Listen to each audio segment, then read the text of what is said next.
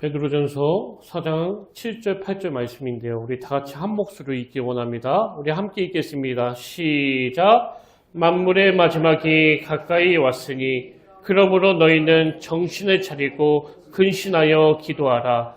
무엇보다도 뜨겁게 서로 사랑할지니 사랑은 허다한 죄를 덮느니라. 아멘. 할렐루야. 반갑습니다. 우리 함께 인사 나누길 원합니다. 참 잘 오셨습니다. 주님의 이름으로 축복합니다. 네, 주님의 이름으로 축복합니다. 오늘도 주님께서 여러분 심령을 녹여주시고 더 좋은 걸로, 더 완전한 걸로 채워주실 줄 믿습니다. 2013년도에 그 개봉된 영화가 있는데요. 그 영화 제목이 우리말로 하면 그녀, 이런 제목의 영화가 있습니다.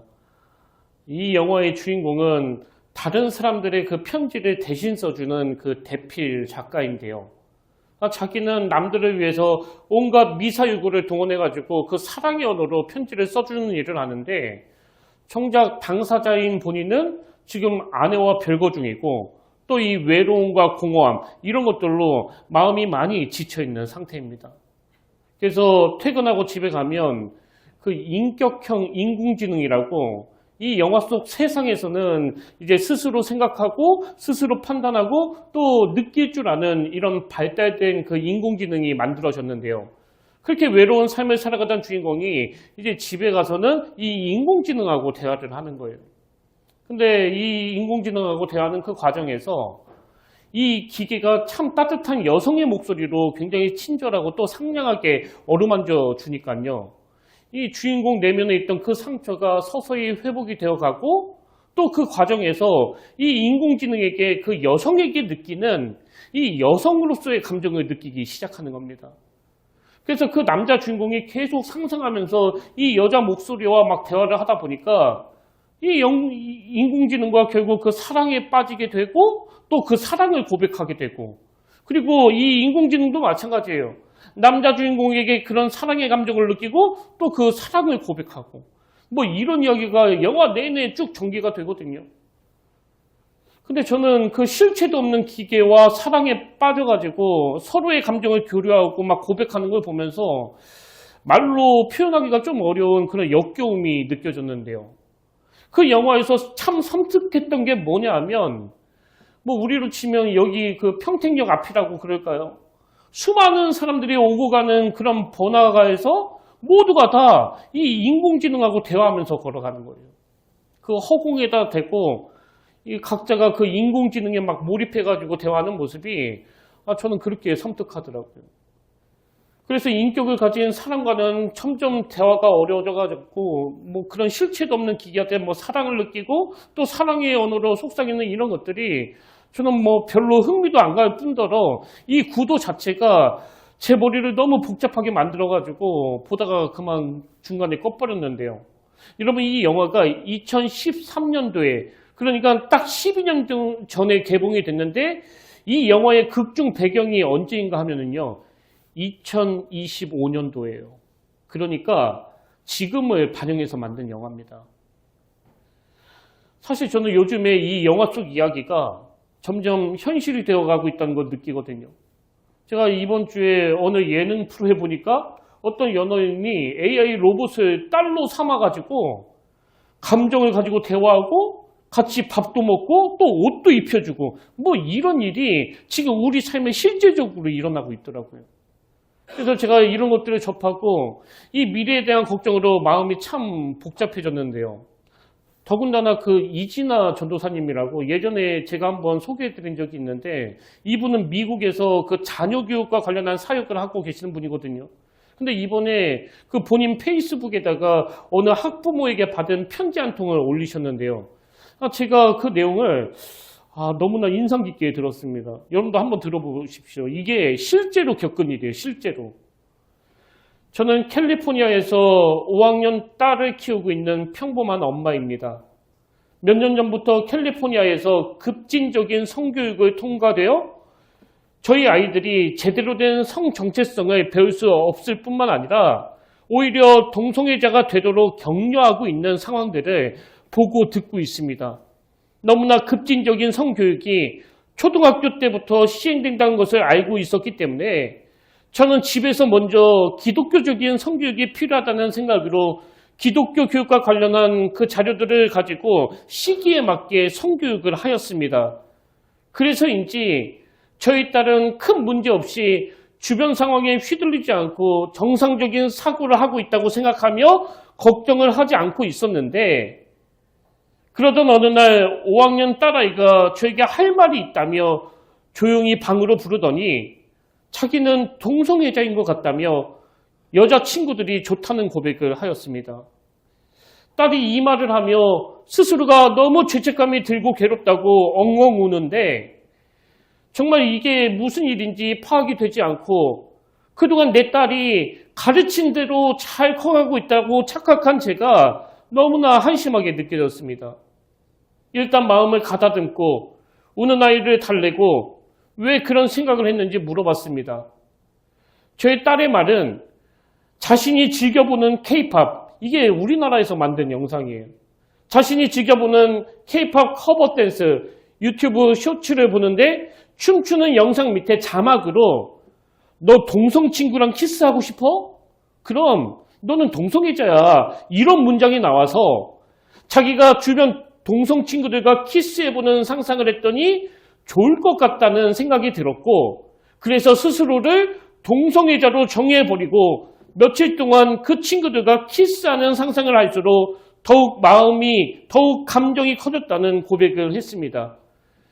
아이에게서 모든 이야기를 듣고 너무나 어이가 없어서 우선 그 동영상을 보고 커버 댄스에 맞지도 않는 자막을 넣은 것부터가 너 같은 어린아이들을 현혹하기 위해서 만들어진 것이고, 그런 상상을 스스로 하지 않았는데 그런 생각을 하게끔 만든 후에 너가 그런 상상을 하고 좋았다면 너는 동성애자야, 이렇게 정의를 내려주는 것은 말이 되지 않는다고 반박해 주었습니다. 그런데 저희 딸은 그런 상상을 한 자신을 하나님이 용서하지 않을 거라고 말했습니다. 저는 딸에게 너는 동성애자도 아니고 유튜브 자막으로 그런 질문을 보면 누구나 상상할 수 있고 하나님은 용서하시는 하나님이시라고 위로해 주었습니다. 이런 편지 내용인데요. 이 어머니의 고민이 뭐냐 하면 그 딸아이에게 아무리 설명을 해줘도 그 죄책감이 너무 뿌리 깊게 자리 잡고 있어가지고 이 딸의 우울감이 나아지지가 않는다는 거예요. 그리고 또 고민이 뭐냐 하면 저는 이번에 처음 알았는데요. 캘리포니아에서는 18세 미만의 자녀가 학교나 상담소에 가가지고 내가 지금 성 정체성이 흔들리고 있습니다. 이렇게 동성애 문제와 관련해서 상담을 하면요. 그 상담사가 너 동성애자 아니야. 그거 틀린 생각이야. 이렇게 동성애로부터 자유하도록 돕는 게 법으로 금지되어 있다는 거예요. 이걸 어길 경우에는 벌금과 함께 상담사 라이센스를 박탈하는 이게 이 법으로 제정되어 있다는 거거든요.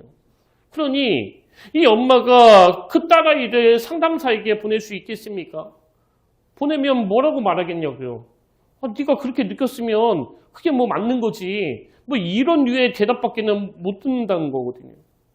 게다가 그 나라 법이 진짜 이상한 게요. 이런 상담을 받을 때 부모가 같이 못 들어간다는 거예요. 그래서 그 엄마가 이런저런 고민을 하면서 이 전도사님께 편지를 보냈는데요. 저는 이 편지글을 읽으면서 그 성경 구절 하나가 떠오르더라고요. 베드로전서 5장 8절이에요. 근신하라 깨어라 너희 대적마귀가 우는 사자같이 두루다니며 삼킬 자를 찾나니. 여러분 이 시대는요. 사단이 정말 우는 사자같이 두루다니며 삼킬 자를 찾고 다니는 시대 아닙니까? 그 어린 5학년 아이에게 보는 그 영상에 왜 이런 자막을 넣었겠냐고요. 지금 사단이 뭘 노리는 거예요? 제가 얼마 전에 그 정신의학과 그 교수님의 강의를 들었는데요. 이분이 강조하는 게 뭐냐? 오늘 우리가 살아가는 이 시대는 중독을 부추기는 시대인데 과거에는 그 물질 중독이라고 알코올 중독, 마약 중독, 니코틴 중독 이런 물질 중독을 부추겼다면 지금은요. 스마트폰의 SNS 그리고 인터넷 쇼폼 이런 자극적인 영상으로 중독시키는 시대라는 거예요. 근데 사실 여러분도 다 느끼시겠지만 이제는 초등학생이나 저와 여러분이나 스마트폰 없이는 못 사는 시대 아닙니까? 인터넷 없이 어떻게 사느냐고요. 그러다 보니까 지금 우리 다음 세대 아이들이 이 인터넷 쇼폰 같은 이런 자극적이고 짧은 영상에 노출이 되어 있어가지고 제가 이야기를 들어보니까요. 처음에는 이 영상만 잠깐 보고 자야지 그랬는데 이걸 끊을 수 없어가지고 자꾸 밤을 새게 된다는 거예요. 그래서 꼬리에 꼬리를 물고 또 꼬리에 꼬리를 물고 이러면서 강렬하고 자극적인 영상에 서서히 중독되어 가는데 여러분 이 디지털 중독이 왜 무서운가 하면은요. 이게 인간의 뇌 구조를 변형시킨다는 거예요. 그래서 전두엽이 막 이상하게 변형이 되면 이 감정이 통제가 안 되니까요. 인내력이 없어지고 내가 원하는 게 바로바로 응답되지 않으면 막 안절부절 못하는 거죠. 그런 의미에서 제가 예전에 그 팝콘 브레인이라고 신조어를 말씀드렸는데요. 이 팝콘 브레인이 뭐라고 그랬습니까? 첨단 디지털 기기에 익숙한 그 사람의 뇌가 현실에 무감각해지거나 무기력해지는 상태. 그래서 왜 이름이 팝콘 브레인인가 하면 그 전자레인지에다가 팝콘을 넣고 돌리면 막 팍팍팍 터지잖아요. 이 팝콘이 터지는 것처럼 우리 뇌가 강렬하고 자극적인 영상에만 반응한다 그래가지고 이 팝콘 브레인이에요. 이렇게 인간 뇌구조가 바뀌고 막 전두엽이 바뀌어가지고 내 안에서 어떤 욕구가 채워지지 않으면 조금도 못 견디도록 이 시대가 점점 변해가고 있기 때문에 지난주 말씀 기억하실 거예요. 제가 로마서 12장 2절에 나오는 너희는 이 세대를 본받지 말고 이 말씀을 설명하면서 이 말씀은 실패한 모델인 미국과 유럽의 문화를 이 세상 방식을 따라가지 말라고 경고하는 말씀이다. 이렇게 말씀드리지 않았습니까? 근데 여러분 사실 설교 한 편 듣고서 내가 이걸 완전히 끊어내야 되겠다. 이건요. 기대가 난망하옵니다예요. 지금 뇌구조가 막 바뀌고 있는데 뭐 한 번 깨달았다고 끊어지는 게 아니거든요. 그러면 도대체 대안이 뭐냐? 요즘에 저는 이제 내 나이가 40대 중반인데 앞으로 80대가 되고 뭐 90대가 되면 이 사회는 도대체 어떻게 되는 건가 이런 두려움을 가지고 성경에 나오는 여러 대안들을 묵상하면서 계속 설교를 준비하고 있는데요. 오늘 본문도 제가 발견한 그 대안 중에 하나입니다. 베드로전서 4장 7절 8절을 보십시오. 만물의 마지막이 가까이 왔으니 이게 지금 이 시대예요. 만물의 마지막이 가까이 왔으니 그러므로 너희는 정신을 차리고 근신하여 기도하라. 무엇보다도 뜨겁게 서로 사랑할지니 사랑은 허다한 죄를 덮느니라. 여기 보면 만물의 마지막이 가까운 이 시대에 하나님이 주시는 대안이 뭐 수식어 더 빼고 나면 딱 두 가지로 정리가 되는데요. 자, 이 마지막 때에 하나님이 제시하시는 그 첫 번째 대안이 뭐냐니까 기도하라예요. 기도하라. 베드로전서 4장 7절을 다시 보십시오. 만물의 마지막이 가까이 왔으니 그러므로 너희는 정신을 차리고 근신하여 기도하라. 이 기도가 이 무서운 유혹의 시대를 극복하는 도구다. 이걸 강조하는 거예요. 근데 여기에 보니까 우리가 제대로 된 기도를 드리기 위해서 두 가지 주의할 게 있다는 거예요. 그럼 우리가 주의해야 될 그 두 가지 중에 첫 번째가 뭐냐? 만물의 마지막이 왔으니 그러므로 너희는 정신을 차리고 기도하라는 겁니다. 정신을 차리고 기도하라.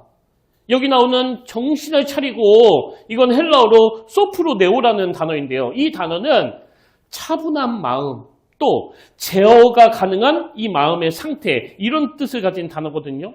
그리고 성경에 보면 이 단어가 마가복음 5장에도 나오는데요. 자, 마가복음 5장 15절에 보십시오. 예수께 이르러 그 귀신 들렸던 자, 곧 군대 귀신 집혔던 자가 옷을 입고 정신이 온전하여 앉은 것을 보고 두려워하더라. 여기 나오는 정신이 온전하여 이게 소프로네오예요. 그래서 이 말씀 바로 앞에 보면 이 귀신 들린 사람이 예수님을 만나기 전에 어떤 상태였는지를 이렇게 묘사합니다. 3절 4절. 그 사람은 무덤 사이에 거처하는데 이제는 아무도 그를 쇠사슬로도 맬 수 없게 되었으니 이는 여러 번 고랑과 쇠사슬에 매었어도 쇠사슬을 끊고 고랑을 깨뜨렸음이로라. 그 다음 보세요. 그리하여 아무도 그를 제어할 힘이 없는지라. 여러분 뭐가 귀신 들린다는지 아시겠죠? 아무도 나를 제어할 수 없는 상태. 그리고 나 자신조차도 나를 제어할 수 없는 상태. 이게 귀신 들린 사람이에요. 그래서 제가 가끔씩 이야기하지만 그 신문에 이런 비극적인 기사가 종종 나오잖아요. 어느 정치가가 뭐 자기 여비서와 뭐 성적인 스킨들을 일으켰다. 또 혹은 어느 목사가. 여러분 사실 그 똑똑한 정치가가요. 자기 비서와 이런 성적인 짓을 저지르면 내 인생이 끝날 거라는 걸 왜 모르겠냐고요. 누구보다 잘 할 거 아닙니까? 근데 왜 그런 일이 일어나는 거예요? 아무도, 그리고 자기 자신조차도 자기를 제어할 수 없기 때문이거든요. 이게 귀신 들린 상태예요. 그래서 저는요, 뭐 큰 교회에서 사역했을 때나 지금이나 하나님께 구하는 게 그거예요. 하나님, 저에게 어떤 이쁜, 어떤 성격이 좋은, 어떤 친절한 여성도가 다가온다고 할 때 제가 그분을 여성으로 보지 않도록 제 감정이 하나님에 의해 통제받기를 원합니다. 참 감사하게도 제가 지금까지 목회하면서 하나님의 전적인 보호하심으로 단 한 번도 그런 부끄러운 자리에 빠진 적은 없지만 또 언제든지 그럴 수 있는 게 뭐 인간이 가진 그 죄성 아닙니까?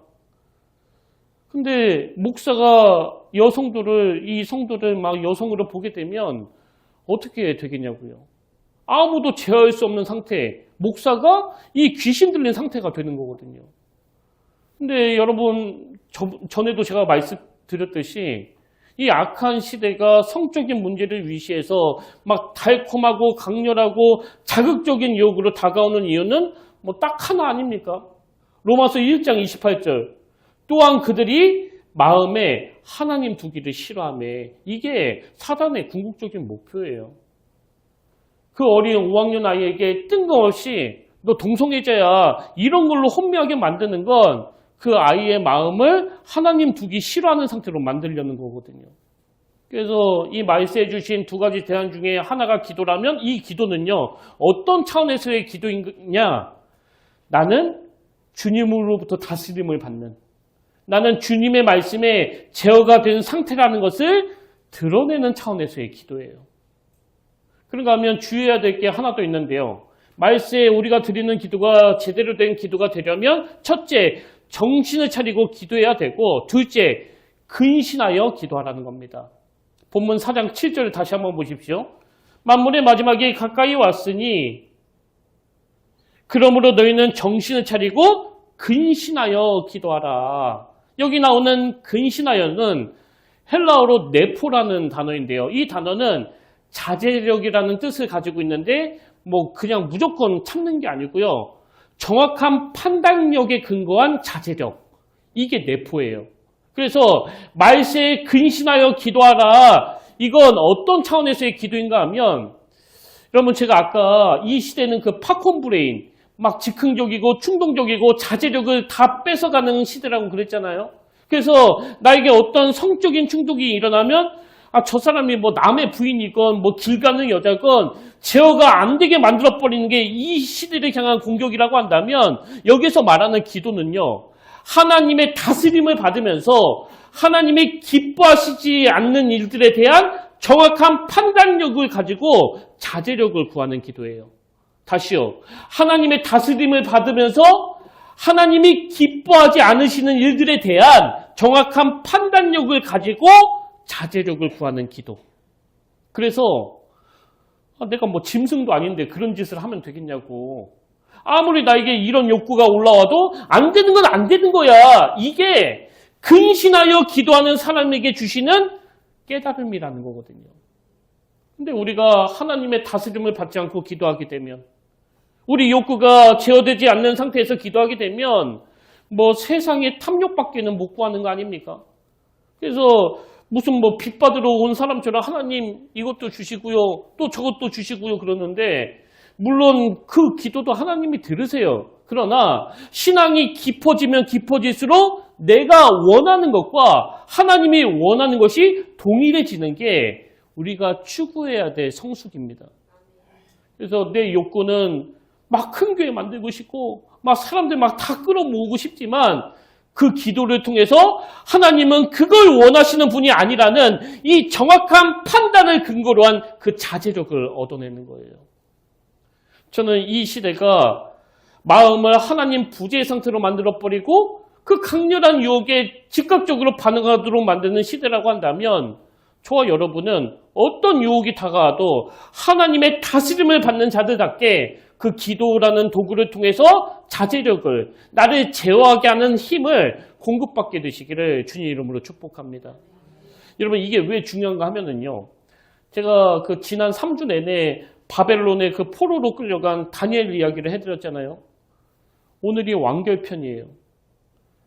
바벨론의 포로로 끌려갔더니 그 악한 것들이 그 우상의 이름으로 바꿔버리고, 그리고 음식도 통제하고 그랬을 때 다니엘이 뜻을 정하고 나는 거기에 놀아나지 않겠다, 니들이 주는 음식을 먹지 않겠다, 그렇게 단호하게 선포하니까 막 그 간수가 걱정하지 않습니까? 그때 다니엘이 막 엄청난 도전장을 던지는데요. 그 내용이 다니엘 1장 12절 13절에 나옵니다. 현대인의 성경으로 보십시오. 우리를 10일 동안 시험해 보십시오. 우리에게 채소와 물만 주어 먹게 하고 그 후에 왕의 음식을 먹는 소년들과 비교하여 우리의 얼굴 모습을 보고 우리를 처분하십시오. 이런 도전장을 던졌더니 완결편, 어떤 결과가 나타나는가 하니까 그 다음 17절에 세 번역으로 보십시오. 하나님은 이 내 젊은이들이 지식을 얻게 하시고 문학과 학문에 능통하게 하셨다. 그 밖에도 다니엘에게는 환상과 온갖 꿈을 해석하는 능력까지 주셨다. 무슨 뜻이에요? 다니엘이 새 친구들과 함께 결단을 하니까 그 인생에 하나님이 개입하셨다는 거예요. 그 다니엘의 결심이 결코 헛된 결단이 되지 않도록 하나님이 일하셨다는 거거든요. 그런 의미에서 제가 몇 주 전에 그 독감에 걸렸거든요. 주일날 예배 마치고 저녁에 집에 갔는데 그때부터 막 심한 몸살이 와가지고요. 뭐 제 아내는 잘 알 거예요. 코하고 입하고 막 다 막혀가지고 막 잠도 못 자고 온몸이 막 맞은 것처럼 아프고 막 부들부들 떨려가지고 정말 그 뜬 눈으로 밤을 지새운 거예요. 그래서 아침 일찍 그 병원에 가가지고 링거 하나를 맞았는데요. 여러분, 제가 병원에 갔다가 바로 이 교회로 왔거든요. 왜? 저는 어떤 일이 있어도 목회자라면 교회 가야지. 이게 제가 가진 신념이에요. 그래서 가끔 어머니가 월요일날 쉬시면 그때는 뭐 대전에 내려가지만 어머니가 일하시면 월요일에도 저는 무조건 교회 나오거든요. 여러분이 이미 다 알고 계시지만 제가 왜 보는 사람도 없는데 저한테 뭐라고 하는 사람도 없는데 교회 나오는 거예요? 모든 능력과 지혜는 저에게서 나오는 게 아니거든요. 아니, 작은 교회라 담임 목사 혼자서 목회를 하는데 제가 한 번이라도 판단을 잘못해버리면 이 교회는, 그리고 우리 교회 성도님들은 어떻게 되겠냐고요. 그래서 하나님, 우리 교회에 그런 혼란한 일이 일어나지 않도록 하나님의 능력과 하나님의 지혜를 덧입혀 주시기 원합니다. 이 은혜를 구하기 위해서 해야 되는 게 바로 기도라는 거예요. 기도. 다시 말씀드려요. 저에게는, 그리고 우리에게는 폭포수처럼 쏟아지는 이 성적인 타락, 이 성적인 유혹을 이겨낼 수 있는 힘이 없습니다. 그래서 하나님이 그 대안으로 이 마지막 때에 기도하라는 거예요. 기도하라. 그리고 그 기도의 힘으로 참 부족한 제가 이 정도라도 목회할 수 있게 됐기 때문에 저는 정말 여러분에게 간곡하게 부탁드리는데요. 우리 교회 속회 모임을 기도하는 공동체로 만들어 주시길 바랍니다. 그래서 예를 들면 이런 거죠. 김 집사님이 막 가정에 문제가 많아가지고 속회 모임에 가서 이렇게 말한다고 치자고요. 내가 우리 남편하고 도저히 못 살겠어요. 뭐 성격도 안 맞고 하나도 맞는 게 없어요. 그리고 나서 바로 뒤에 이어서 박 집사님이 이렇게 말하는 거예요. 우리 가정도 집사님 가정 못지않게 얼마나 문제가 많은지 뭐 부부간의 대화도 안 되고 정말 뭐 어려움이 많습니다. 정말 힘듭니다. 그래서 여러분에게 부탁하는데 저희 가정을 위해서 기도해 주세요. 사실 이게 김 집사님이나 박 집사님이나 같은 내용이거든요. 근데 김 집사님은 그냥 푸념을 늘어놓았고요. 박 집사님은 그 문제를 기도 제목으로 승화시켰어요. 이게 바로 복음의 언어예요. 그리고 이게 왜 중요한가 하면 우리 문제를 세상의 언어에 담으면 불평이 되지만 복음의 언어로 바꾸면 다니엘에게 그랬던 것처럼 그 문제에 하나님이 개입하시는 겁니다. 그리고 그 하나님의 일하심을 맛보고 그 은혜를 나누는 게 바로 속회 모임이에요. 저는 우리 교회 속회 모임이 불평과 푸념이 난무하는 것이 아니라 그 기도 제목들이 응답되기 위해서 서로 축복하며 서로 기도해주는 이런 복음의 언어가 넘치는 그런 복된 공동체가 되기를 원합니다. 이게 말세해 주신 하나님의 첫 번째 대안이고요. 그런가 하면 말세해야 될 그 두 번째 대안이 뭐냐? 사랑하라예요. 사랑하라. 자, 베드로전서 4장 8절에 보십시오. 무엇보다도 뜨겁게 서로 사랑할지니 사랑은 허다한 죄를 덮느니라. 여러분도 아시지만 지금 사람들이 자꾸 그 교회를 떠나간다고 하지 않습니까? 그래서 그 가나안 성도라고 하나님은 믿는데 교회는 안 나가. 왜 안 나가는 거예요? 교회 가면 자꾸 상처를 받으니까요. 뭐 목사님한테도 상처받고 장로님한테도 상처받고 또 권사님한테도 상처받고 아 내가 상처받으러 교회 가느냐고 이제 안 가! 이렇게 되는 거거든요. 여러분 교회는요. 사랑하는 곳이고요. 그리고 사랑받는 곳이에요. 이게 안 되는 순간 그 교회는 100% 변질될 수밖에 없습니다. 그래서 기독교의 정체성은요. 그 십자가를 통한 용서와 사랑 이게 전부예요. 그 외에 나머지는 뭐 우리가 뭐 잘 살아보자, 우리가 정직하게 살아보자 이 모든 것은 다 그 별책 부록입니다. 근데 그 사랑과 관련해서 지침이 하나 나오는데요. 본문 베드로전서 4장 8절에 보니까 사랑하는데 무엇보다도 뜨겁게 서로 사랑하래요. 뜨겁게. 무엇보다도 뜨겁게 서로 사랑할지니 사랑은 허다한 죄를 덮느니라. 여러분 그 허다한 죄를 덮는 뜨거운 사랑은요. 오직 예수 그리스도의 십자가에서밖에 안 나옵니다. 여러분에게 그 사랑이 나오던가요? 저는 안 되던데요. 그 상대방을 용납하고 용서하고 그 허물을 완전히 덮는 그 사랑은요. 절대로 우리에게서 나오지 않습니다. 그래서 하나님이 왜 말세에 사랑하라 이 대안을 주시는가 하면 그 사랑이 우리에게서 나오지 않는다는 것을 자각할 때 우리가 그 사랑의 원천인 십자가를 더 의지하게 되기 때문이에요. 그 사랑을 계속 추구하다 보면 십자가를 의지하지 않을 수 없게 되는 거거든요. 지난주에 제가 그 아낌없이 주는 나무 이 동화책 이야기를 해드리면서 소녀는 나무를 사랑했고 나무는 행복했습니다. 이게 복음이라고 말씀드렸는데요. 여러분 소년이요. 자기를 위해서 둥지까지 내어준 그 나무에게 되갚은 게 사랑하는 것밖에 없습니다. 그리고 그 나무는 사랑받는 것만으로도 행복하다면 여기서 말하는 나무는 예수 그리스도 아닙니까? 우리가 날 위해 십자가 지신 예수 그리스도 그분이 베풀어 주신 그 은혜에 보응하기 위해서 우리가 뭘 해야 되는 거냐고요. 서로 뜨겁게 사랑하는 거예요. 저는 정말 이 말세에 막 무차별적으로 쏟아지는 유혹 앞에 우리 평택교회가 이 사단의 공격을 막아주는 그 피난처가 되기를 원하거든요. 그래서 그 악한 것들이 어떤 달콤한 걸로 유혹을 하고 어떤 무서운 무기로 유혹을 공격을 해도 여기 평택교회 울타리 안에만 있으면 우리는 안전하다는 걸 경험하기를 저는 원해요. 근데 그렇게 되기 위해서는 마음에서 하나님을 몰아내는 이 악한 시대에 우리가 어떻게 해야 되는 겁니까? 첫째, 다니엘처럼 주님 앞에 결단하고 뜻을 정하고 기도로 선포하는 거예요. 어떻게? 그리스도가 내 삶의 주인이시라고. 하나님은 내 삶의 왕이시라고. 그리고 둘째, 뜨겁게 서로 사랑하는 거예요. 어느 정도까지? 상대방의 허물이 다 덮일 때까지. 저는 우리 교회 안에서, 우리 속회 모임 안에서 하나님의 그 위대한 용서와 위대한 사랑이 끊임없이 흘러 넘치게 되기를 주님 이름으로 축복합니다. 교회는요, 대접받는 곳이 아니라 그 나무로부터 받은 사랑을 실습하는 곳이에요. 그런 의미에서 저는 이번에 굉장히 뜻깊은 한 주를 보냈는데요. 그 병암 여운부 선생님이라고 이분은 서예가이자 그 교회 장로님이신데 저를 어떻게 아셨는지 우리 교회로 그 책 한 권을 보내셨더라고요. 사실 뭐 처음에는 그 홍보물인 줄 알고 그냥 버리려고 했거든요. 근데 그 책 제목을 보고 멈췄습니다. 책 제목이 뭐냐니까요. 이거예요. 사랑의 노래. 사랑의 노래. 그래서 제가 오늘 설교에 좀 참조할 내용이 있나 보려고 막 한 장 한 장 읽어 내려가고 있는데 아마 그 중간 페이지쯤 됐을 거예요. 서예로 그 말씀 하나가 껴있는데 이런 말씀이 적혀 있더라고요. 나는 날마다 죽노라. 이게 주님을 향한 사도 바울의 그 눈물의 고백인데 그 모르는 사람에게 이런 걸 보낸다는 게 뭐 좀 궁금해지잖아요.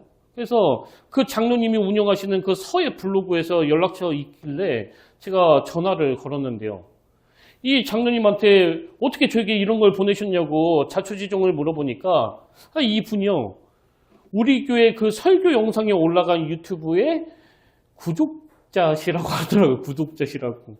사실 구독자가 몇 명 안 되거든요. 그래서 누가 구독했을까 그게 늘 궁금했는데 몇 명 안 되는 구독자 중에 한 분이 바로 이분이더라고요. 그러면서 하시는 말씀이 제가 쓴 책과 말씀을 목사님께 선물로 드리고 싶었습니다. 그래서 제가 참 귀한 선물을 받아놓고 뭐 그냥 두면 안 되니까요. 액자에 딱 넣어가지고 제 책상 맞은편에 딱 걸어놨는데 이번 주에 제가 저 말씀을 묵상하면서 어떤 깨달음을 얻었는가 하면은요. 나는 날마다 죽노라. 이게 주님의 사랑을 실천할 수 있는 동력이더라고요. 제가 이 깨달음을 얻게 된 거예요. 그리고 제 머릿속에서 바로 어떤 목사님이 딱 떠오르는데 이 목사님은 한 2년 전에 막 저를 좀 막 함부로 대하고 좀 강압적으로 대하셔가지고 제가 막 마음에 그 상처를 받으니까요. 2년 전에 연락을 끊은 목사님이에요. 이상하게도 그 목사님이 떠오르더라고요. 근데 여러분 제가 뭐 깨닫고 나서 그냥 가만히 있으면 안 되잖아요. 이거 붙여놓고 있으면 뭐 하냐고요. 그래서 그 목사님에게 바로 전화를 걸었어요. 그리고 그분께 용서를 구했습니다. 목사님, 혹시 저로 인해서 마음이 좀 불편하셨다면 제가 사과드릴게요. 제 잘못을 좀 너그러이 용서해 주시면 좋겠습니다. 저도 인간인지라 내 사과를 안 받아주면 어떡하나 이런 걱정이 좀 있었거든요. 근데 제 우려와는 달리 오히려 그분이 그건 사실 제가 잘못해서 그런 거죠. 한 살이라도 더 먹은 제가 먼저 전화를 했어야 됐는데 이렇게 먼저 전화를 주시니 너무 감사합니다. 그래서 제가 전화를 끊고는 이렇게 쉽게 풀릴 걸 왜 그동안 안 했느냐고 막 저 스스로를 다그쳤는데요. 여러분 제가 왜 나는 날마다 죽노라는 이 말씀을 묵상하다가 2년 전에 연락을 끊은 그 목사님에게 전화를 드린 거예요. 사도 바울처럼 내가 죽는 게 내 자존심을 버리는 게 하나님의 그 사랑을 대갚아 드리는 일이거든요. 사실 저라고 왜 할 말이 없겠냐고요. 제가 그분께 화가 난 이유 뭐 100가지도 넘게 더 말할 수 있습니다. 그러나 주님은 나 같은 것 때문에 그 십자가에서 모든 걸 내어놓으셨기 때문에 그리고 그 사랑으로 제가 지금도 이렇게 목회하고 있기 때문에 저도 사도 바울처럼 그 감격의 힘으로 주님의 행복을 위해 날마다 죽을 수 있는 겁니다. 오늘 결론은 이렇게 맺길 원하는데요. 저 액자 오른편에 보면 책장 위에 제가 만들어 놓은 액자 하나가 더 있는데 여러분도 잘 아시는 액자예요. 제가 그 액자에 이런 문구를 넣었습니다. 덜 논리적이면서 더 사랑하라. 저는 이 문구를 출근할 때 보고 퇴근할 때 보면서 한 번씩 입술로 소리내서 읽거든요. 왜 그럴까요? 저는 굉장히 논리적인 사람이거든요. 그래서 그 사람 만나서 몇 마디 나눠보면 이 사람은 이런 사람이네, 저런 사람이네, 또 이런 약점이 있네, 저런 약점이 있네, 이 판단도 잘하고요. 남의 잘못을 너무나 정확하게 찾아내는 사람이에요. 그래서 저는 제 약점을 알기 때문에 날마다 이 문구를 소리내서 읽는 거예요. 덜 논리적이면서 더 사랑하라. 여러분 왜 우리가 이걸 애써야 될까요? 만약에 주님이 논리적이셨다면 저와 여러분은 구원을 못 받았을 거거든요. 덜 논리적이면서 더 사랑하는 게 바로 십자가예요.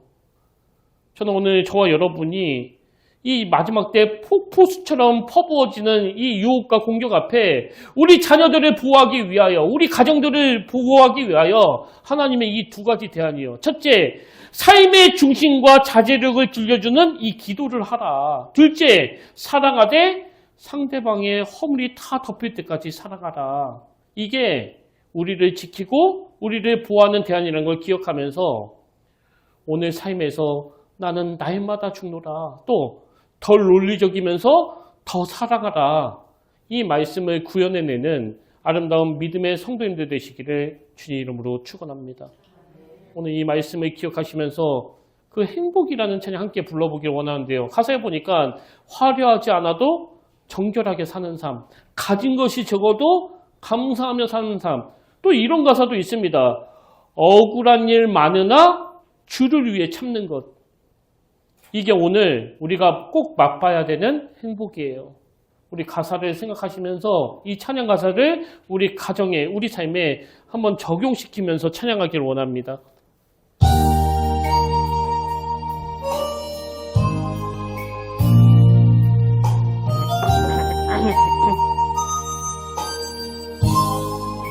화려하지 않아도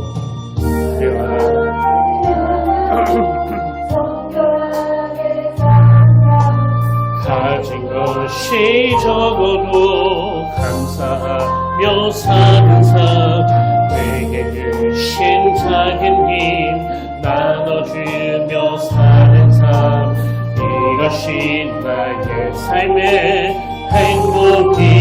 눈물 날 일 많지만 눈물 날 일 많지만 기도할 수 있는 것, 억울한 일 많으나 주를 위해 참는 것, 비록 짧은 작은 삶 주 뜻대로 사는 것, 이것이 나의 삶의 행복이다. 이것이 행복, 이것이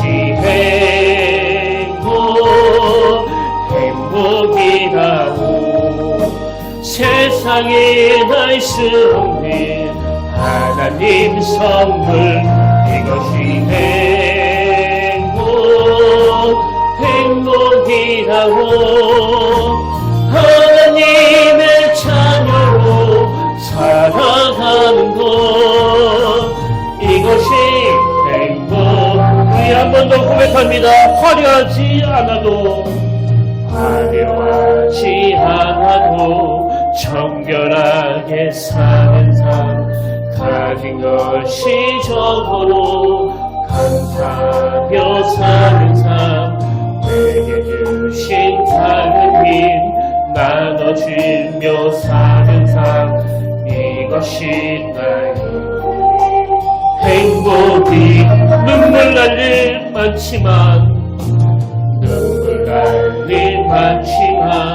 기도할 수 있는 것, 억울한 일 많으나 주를 위해 참는 것, 비록 짧은 작은 삶 주 뜻대로 사는 것, 이것이 나의 삶의 행복이. 이것이 행복, 이것이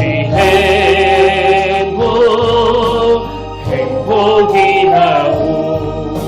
세상에 날 수 없는 하나님 선물, 이것이 행복이라고. 하나님의 자녀로 살아가는 것, 이것이 행복, 이것이 행복, 이것이 행복이라오. 세상에 날 수 없는 하나님 선물, 이것이 행복이라오. 하나님의 자녀로 살아가는 것, 이것이 행복이라오.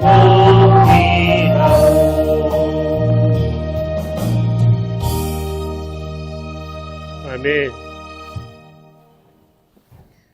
살아계신 하나님 아버지, 비록 바벨론의 포로로 끌려갔지만 다니엘이 뜻을 정하고 그 악한 것들에게 도전장을 던지며 나는 하나님 앞에 거룩과 순결을 빼앗기지 않겠노라 선포했을 때 그 결심에 하나님이 개입해 주셨고 그 결심에 하나님의 놀라운 능력이 나타나서 다니엘이 그 시대의 위대한 지도자가 될 수 있었다면 아버지, 오늘 예비하는 모든 성도님들이, 자라나는 우리 아이들이 이 어두운 시대에 동조하고 휘둘리는 그런 인생이 아니라 그 어둠을 밝히는 빛으로 살아갈 수 있도록 은혜를 허락하여 주시옵소서. 그래서 이 말세에 아름답게 쓰임받는 놀라운 지도자들이 우리 교회에서 많이 배출되도록 인도하여 주시옵소서. 그것이 가능하기 위해서 무엇보다도 요동하지 않도록, 흔들리지 않도록 해주시는 기도, 이 기도가 우리 삶의 습관으로 자리 잡기를 원합니다. 그리고 사랑하되 모든 허물이 다 덮여질 정도로 정말 뜨겁게 서로 사랑하기를 원합니다.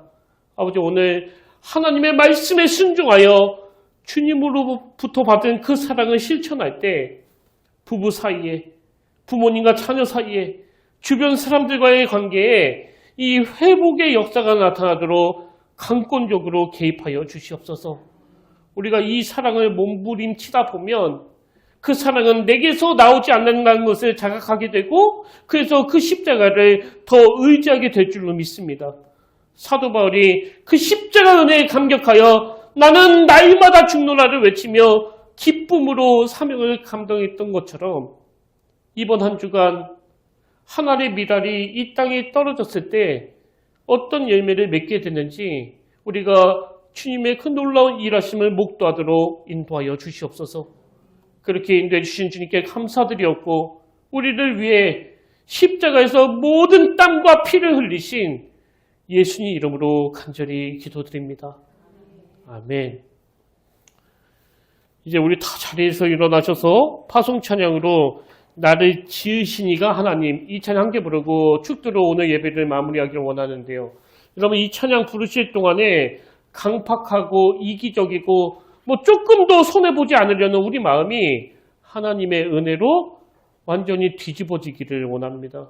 우리 감격하며 함께 이 찬양 하나님께 올려드립니다.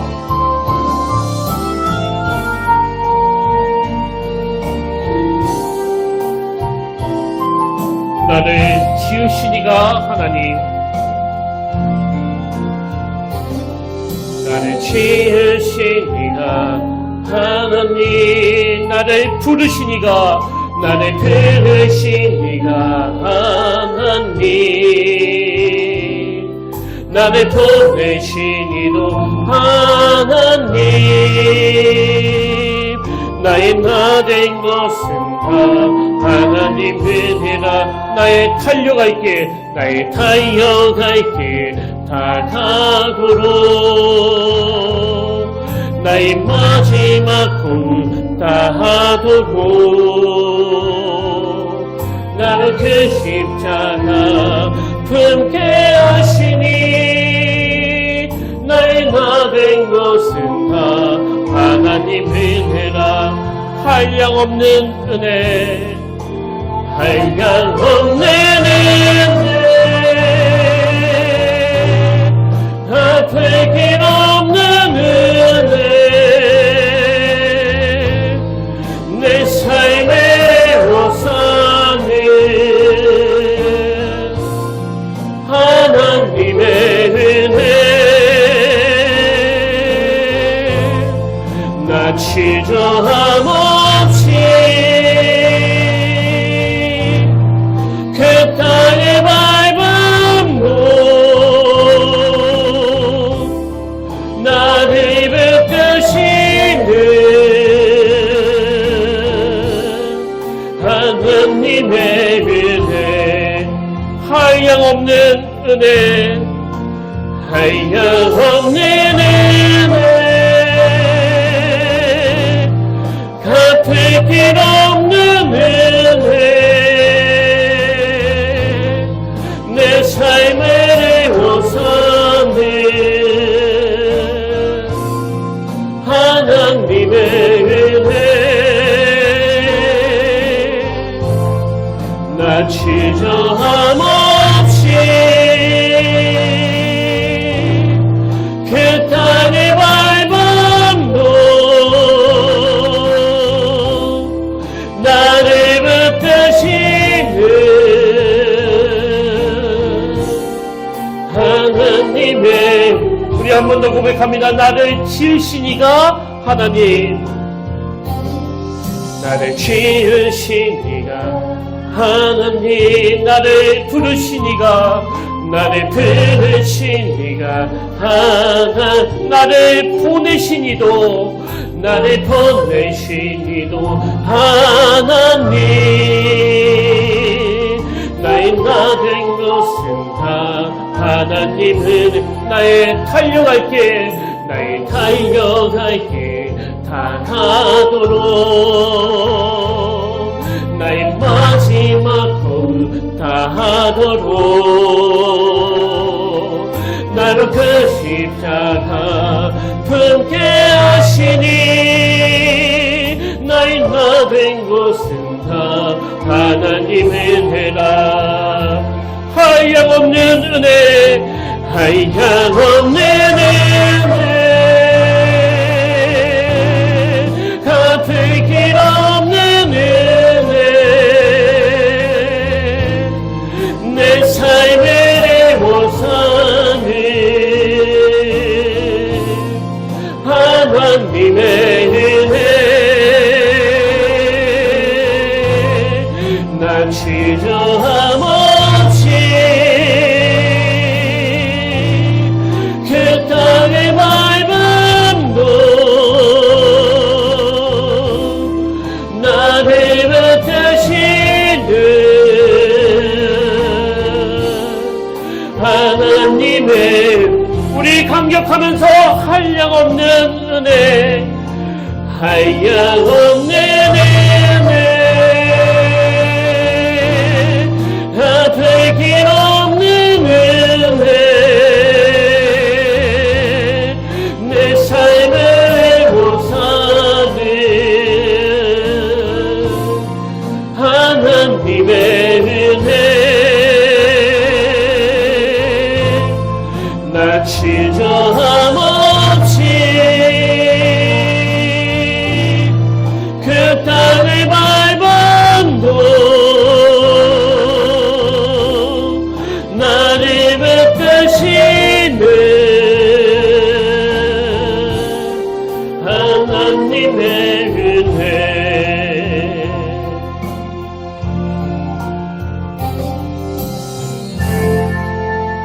아멘. 만물의 마지막이 가까이 왔으니 그러므로 너희는 정신을 차리고 근신하여 기도하라. 무엇보다도 뜨겁게 서로 사랑할지니 사랑은 허다한 죄를 덮느니라. 하나님, 이 마지막 때에 그 사단과의 전쟁에서 우리 교회가, 우리 가정이 그 최후의 보루가 되도록 주님의 그 한량없는 십자가 사랑으로 붙들어 주시고, 하나님이 주신 대안, 기도하라, 사랑하라, 이 두 가지 지침을 삶 속에서 구현해내면서 늘 승리하는 한 주간이 되도록 인도하여 주시옵소서. 이제는 우리 주 예수 그리스도의 은혜와 하나님 아버지의 다함없는 사랑과 성령님의 감동, 감화, 위로, 교통, 충만하심의 역사가 오늘 주신 말씀 마음에 담고 힘어도 달려가기로 다짐하며 예비하는 모든 주의 자녀들 머리 위에 지금부터 영원토록 함께 하시기를 간절히 축원하옵나이다.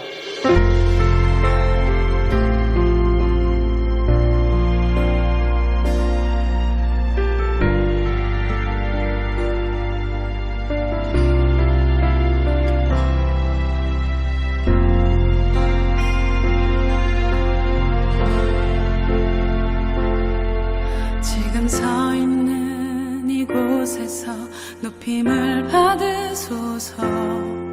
내가 받는 땅